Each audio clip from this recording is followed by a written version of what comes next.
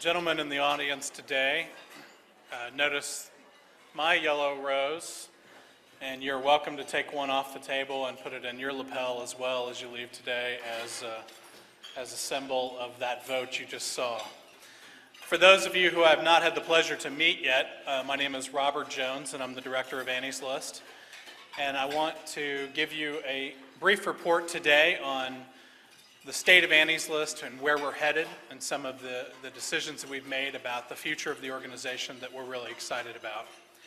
Before we get into that, though, I want to make sure and introduce and acknowledge some distinguished guests that we have today, including a number of elected officials. If you'll please hold your applause until we get to the end of the list to make it go a little bit faster. There's a number of legislators who wanted to be here today, and because of activity on the floor, were not able to be or could only be here for a few moments, but let me go through them. Starting with the Annie's List endorsed incumbents, Representative Carol Alvarado, the Democratic leader, Jessica Farrar, Senator Wendy Davis, Representative Veronica Gonzalez, and Representative Donna Howard. Then former Annie's List electeds that have joined us today, former Representative Valinda Bolton, Diana Maldonado, and former Representative Christy Thibault from Houston. Then we also have a number of other elected officials today, including the chairman of the Travis County Democratic Party, Andy Brown, Councilwoman Cheryl Cole, School Board Trustee Annette Lavoie, Representative Elliot Neistat, Representative Mike Villarreal. I believe Senator Kirk Watson was going to try to join us and purchased a table today, may not have been able to be here. Congressman Doggett also purchased a table today, and I don't think was able to join us after all. Then we have a number of special guests here I want to make sure and recognize. Starting with a woman who we all know and thank her for her work fighting the Supreme Court case that gave women the right to choose in this country. Former State Representative Sarah Weddington is here.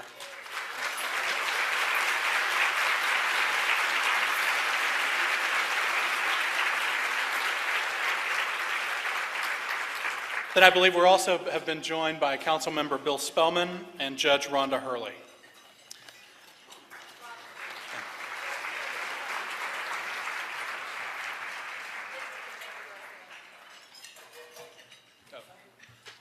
And also, District Attorney Rosemary Lindberg has joined us as well. Thank you.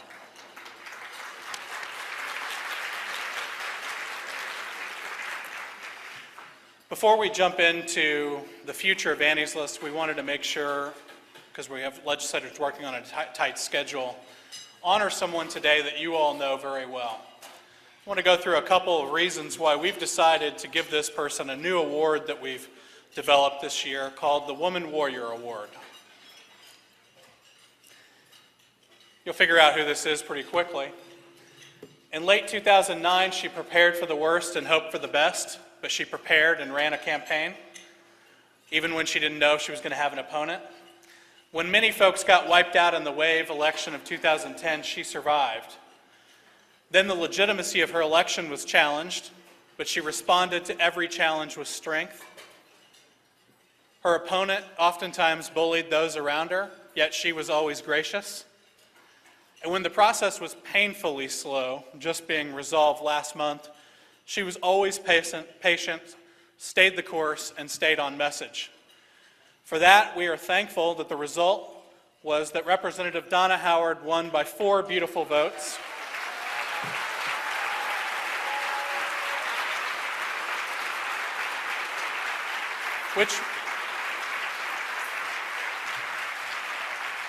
Which we thought definitely should be acknowledged with our first annual Woman Warrior Award. And as you know, she was challenged by a former football star. She took him on the field, and she beat him time and time again. So today we'd like to honor her with a little token of that challenge. And if we could have Representative Howard come on up.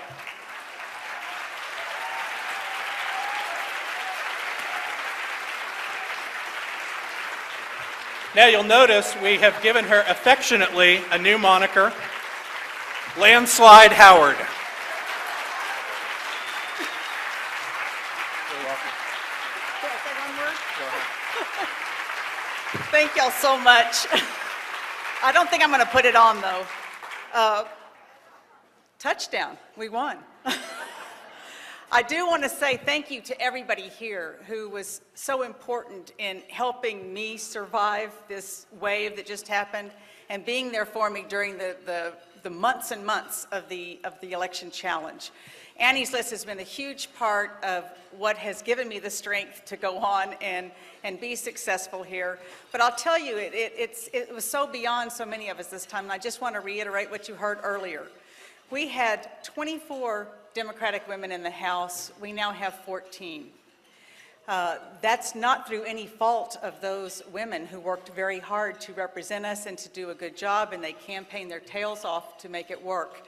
There were some things that were just beyond our control, but we're not going to let that happen again. And we all need to be together and not give up, because we do have another election challenge before us, and we have a horrible budget that we're foisting on the people of Texas. We need good Democratic women there to stand up for the values that we care about, to stand up for the people of Texas. So I very much appreciate this warrior helmet that I've been given. I will wear it, at least symbolically, and go back over to the legislature today. Thank you so much for being there and helping support all of us. We really appreciate it.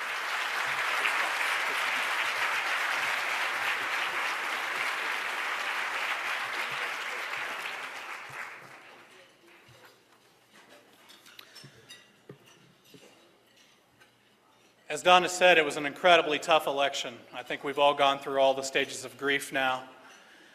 We're looking forward. We have a daily reminder at the legislature of the consequences of that election, but the good news is so do the voters. I wanted to start today by letting you know that we just finished a large public opinion research project with several of our allies, where we took the temperature of the voters to see where they stand. The good news that comes out of that research is that we can tell that the highly unstable political climate of November has normalized. Whatever anger people had at the president, at Pelosi, at Washington, they seem to have vented it, and they've moved on. Good news that we didn't have a total political realignment. But that means we have to work hard to keep that political climate at least even, if not work it into our favor going into the next election. What we learned from this large messaging project that we did on the budget was that voters are painfully aware and terrified of the draconian cuts that are being proposed by Republicans in both the House and Senate versions of the budget. What we also saw was that our values match voters' priorities. They don't want 1,000 schools closed. They don't want 14,000 teachers hired or fired. They don't want the children's health insurance program scaled back or 40 to 50,000 elderly kicked out of nursing homes. They want to see leaders exercise priorities and not just a cuts approach. And that's the message that we're telling them right now.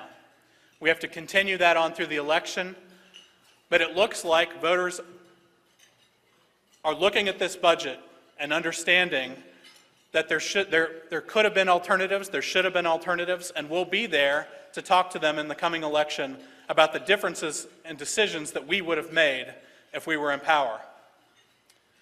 There were some very tough lessons learned in 2010, though. What we saw first of all is that even with great candidates, even with well-funded campaigns, even with well-laid plans 18 to 20 months out from the election,